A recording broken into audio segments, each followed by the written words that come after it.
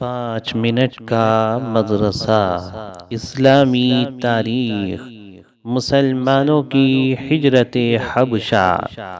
جب کفار و مشرکین نے مسلمانوں کو بے حد ستانا شروع کیا تو رسول اللہ صلی اللہ علیہ وسلم نے صحابہ کرام رضی اللہ عنہم کو اجازت دے دی کہ جو چاہے اپنی جان اور ایمان کی حفاظت کے لیے ملک حبشہ چلا جائے۔ وہ ایک اچھا ملک ہے، وہاں کا بادشاہ کسی پر ظلم نہیں کرتا۔ اس کے بعد صحابہ کی ایک چھوٹی سی جماعت ماہ رجب 5 نبوی میں حبشہ روانہ ہوئی۔ ان میں خلیفہ راشد حضرت عثمان غنی رضی اللہ عنہ اور ان کی زوجہ محترمہ اور حضور صلی اللہ علیہ وسلم کی صاحبزادی حضرت رقیہ رضی اللہ عنہا بھی تھیں۔ کفار نے ان لوگوں کی ہجرت کی خبر سن کر پیچھا کیا، مگر کفار کے پہنچنے سے پہلے ہی کشتیاں جدا ہو کر بندرگاہ سے نکل چکی تھیں۔ حبشہ پہنچ کر مسلمان امن و سکون سے زندگی گزار رہے تھے۔ ان کے بعد اور لوگوں نے بھی ہجرت کی جن کی تعداد 100 سے زیادہ تھی، اور ان میں حضور صلی اللہ علیہ وسلم کے چچا زاد بھائی حضرت جعفر طیار رضی اللہ عنہ بھی تھے۔ ان حضرات نے جو ہجرت کی تھی وہ صرف اپنے جسم و جان ہی کی حفاظت کے لیے نہیں، بلکہ اصلاً اپنے دین و ایمان بچانے اور اطمینان کے ساتھ اللہ کی عبادت کرنے کے لیے ہجرت کی تھی۔ اللہ کی قدرت آتش فشاں یعنی لاوا۔ آتش فشاں وہ آگ ہے جو زمین کے اندر کی دھاتوں کو پگھلا کر باہر نکالتی ہے۔ جب وہ باہر نکلتی ہے تو بے پناہ جانی مالی نقصان ہو جاتا ہے۔ یہی نہیں بلکہ زمین کو چکنا و چٹیل میدان بنا دیتی ہے۔ دنیا کے ترقی یافتہ لوگ آج تک اس کی روک تھام کے لیے نہ کوئی مشین تیار کر سکے، نہ کوئی انتظام کر سکے، اور نہ کوئی خاص معلومات حاصل کر سکے کہ کب نکلے گا، کتنا نکلے گا، کہاں سے نکلے گا اور کب تک نکلتا رہے گا۔ یہ کون ہے جو زمین سے آگ کا گولا نکالتا ہے؟ یقیناً وہ اللہ ہی کی ذات ہے۔ ایک فرض کے بارے میں بیوی بچوں کا نفقہ واجب ہے۔ حضرت عائشہ رضی اللہ عنہا فرماتی ہیں، ابو سفیان کی بیوی ہند بنت عتبہ رسول اللہ صلی اللہ علیہ وسلم کے پاس آ کر کہنے لگی، اے اللہ کے رسول، ابو سفیان ایک بخیل انسان ہے، وہ میری اور میرے بچوں کی ضرورت کے مطابق نفقہ نہیں دیتا، مگر یہ کہ میں اس کے علم کے بغیر اس کے مال میں سے لے لوں تو کیا مجھ پر کوئی گناہ ہے؟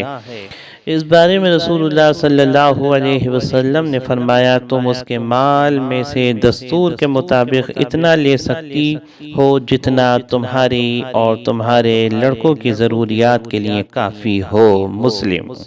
نوٹ: بیوی بچوں کا نفقہ خرچ یعنی شوہر کے ذمہ واجب ہے۔ ایک سنت کے بارے میں عطر لگانا۔